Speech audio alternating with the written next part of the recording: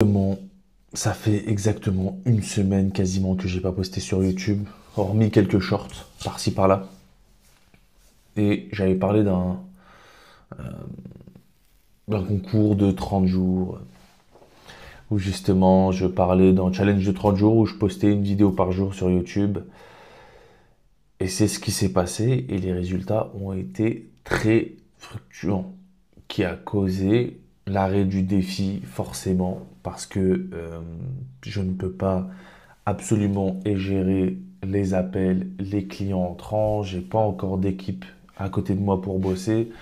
Donc, si j'ai pas d'équipe, forcément, je peux pas déléguer mon temps, je peux pas créer de vidéos YouTube tous les jours. Ça ne servira à rien parce que soit je me bousillerai la santé, soit je bousillerai la délivrabilité client, sachant que c'est la chose la plus importante pour un business. C'est vraiment ça. Donc là, le challenge est fini. Et en fait, j'ai fait un retour dessus où il s'est passé plusieurs choses. C'est que moi, je postais des shorts en même temps que faire des vidéos YouTube. Et il s'est passé plusieurs choses. De un, j'ai trouvé des créas qui fonctionnaient plutôt bien. Ça, c'est l'avantage. Et qu'en fait, quand on fait pendant 30 jours, on a des résultats quasiment tout de suite sur YouTube.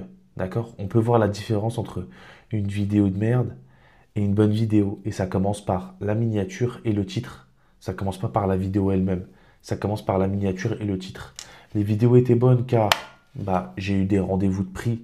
Donc forcément, c'est que mes vidéos étaient bonnes. Donc la statistique, c'est vraiment juste appel. Est-ce qu'il y a eu des calls bookés ou pas? Oui, il y a eu des calls de bookés via mes appels. Oui, j'ai eu moins de 100 vues sur mes vidéos YouTube. Oui, j'ai pas accumulé énormément de choses sur ma chaîne YouTube.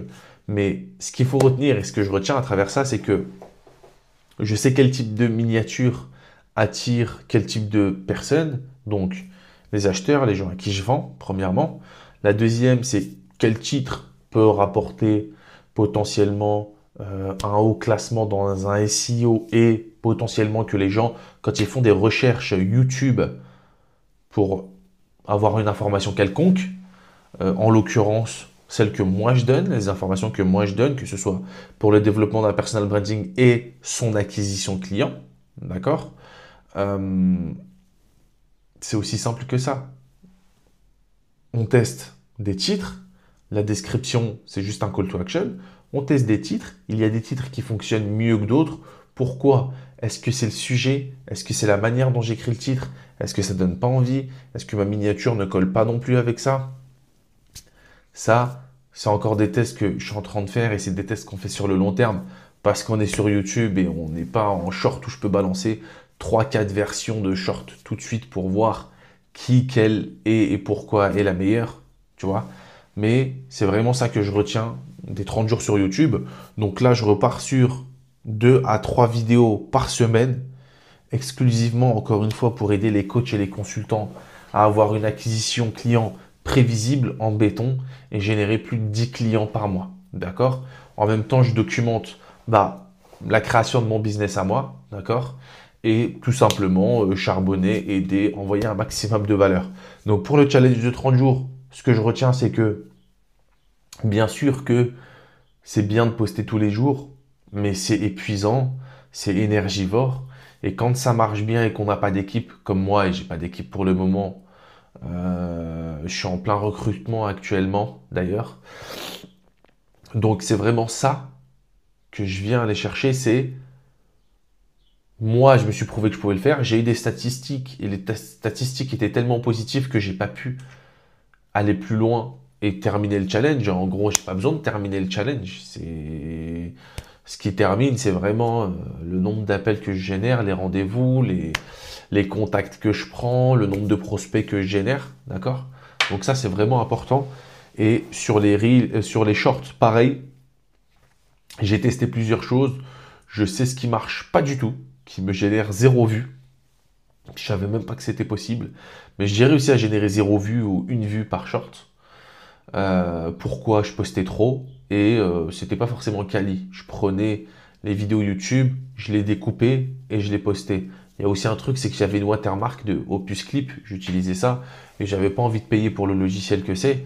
Donc j'avais leur watermark dessus sur mes vidéos. Est-ce que ça a eu un impact? Ça, sûrement, mais j'en sais trop rien. Par contre, quand j'ai fait d'autres vidéos qui étaient différentes, là, il y a eu des vues, il y a eu pas mal de vues, donc ils m'ont ramené quelques abonnés sur YouTube. Est-ce que c'était Kali ou pas? J'en sais rien, mais je sais juste qu'il y a une personne.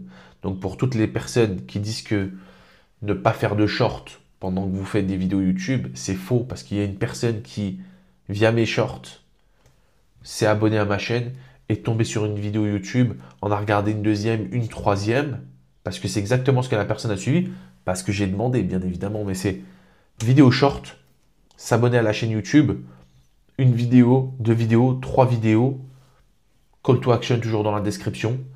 La personne a booké un rendez-vous. Et après, moi, je pose des questions. D'accord? Ouais, tu m'as connu comment sur YouTube? Ah ouais, d'accord. Bah, sur quelle vidéo, etc. Bah, j'ai pris le rendez-vous. Ah d'accord. Donc, t'es tombé sur celle-là directement sur YouTube? Non, bah, j'ai vu un short. J'ai kiffé le short. Je me suis abonné à ta chaîne YouTube.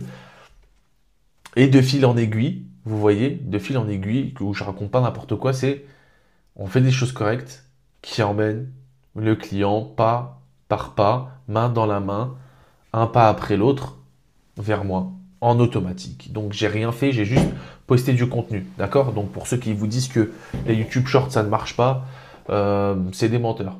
Voilà. Tout simplement, c'est des menteurs. Moi, je l'ai expérimenté plus d'une dizaine de fois avec mes clients quand on bossait dans l'agence. Ça a toujours marché et aujourd'hui, je le reproduis pour moi-même et pour montrer que ce qu'on fait pour les autres, on sait le faire pour nous. Et si je sais le faire pour moi, je peux te montrer comment le faire. D'accord? Donc, voilà ce que j'ai retenu de mon challenge. Là, il y a des grandes choses qui vont arriver. C'est l'été. J'espère que vous partez pas en vacances. J'espère que vous allez vous cloîtrer pendant que les autres iront bronzer. J'espère que vous cloîtrez et bosserez comme des fous sur votre business. Donc, moi, je vous dis sûrement à la fin de semaine ou à la semaine prochaine. C'était à bout. Donc, si j'ai un conseil à vous donner, faites des vidéos YouTube. Ne regardez pas le résultat. Soyez qualitatif dans ce que vous faites. Testez des titres, testez des miniatures, mais ne vous prenez pas la tête avec les miniatures, d'accord? Et puis ça aura forcément du résultat. Ok? Allez, c'était à bout. À ce week-end, à la semaine prochaine. Ne lâchez rien. Allez, ciao, ciao.